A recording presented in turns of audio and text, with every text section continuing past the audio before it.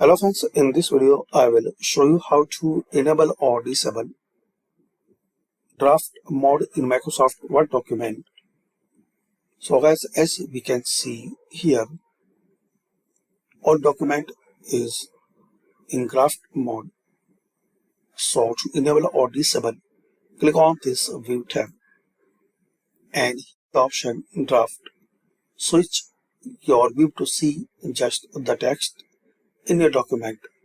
This is useful for quick editing because headers and footers and certain objects won't show up,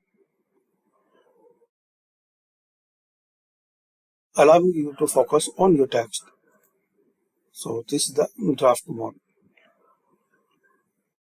Can enable or disable just clicking here. To enable, click on view and click on this draft mode. To disable, select any layout like print layout, like this.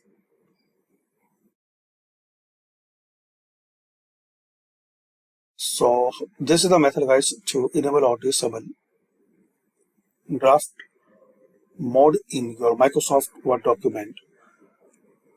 Thanks for watching.